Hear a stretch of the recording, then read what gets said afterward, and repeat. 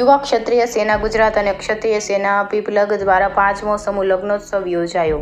નડિયાદ તાલુકાના પીપલંગ ગામે યોજાયેલ સમૂહ લગ્નમાં અતિથિ વિશેષ તરીકે મહુધા વિધાનસભા ધારાસભ્ય સંજયસિંહ મહેડા, નડિયાદ વિધાનસભા ધારાસભ્ય પંકજભાઈ દેસાઈ, પરિવર્તન ચેરિટેબલ ટ્રસ્ટના પ્રમુખ ભૂપતસિંહ ચૌહાણ, શૌર્યધામ ફાગવેલ પ્રમુખ ભારતસિંહ પરમાર, ક્ષત્રિય સેના આણંદ પ્રમુખ સુનિલસિંહ પરમાર, યુવા સ્વરાજ સેના પ્રમુખ અને અવનીબા પરમાર એવા ક્ષત્રિય સેના ઉપાધ્યક્ષ મહિપાલસિંહ ચૌહાણ, અનંતસિંહ ઝાલા, પિંકેશસિંહ સોલંકી, બાલકૃષ્ણસિંહ વાઘેલા, શિક્ષણ એજ કલ્યાણ સંકુલના સંયોજક મહિપતસિંહ ચૌહાણે હાજરી આપી હતી.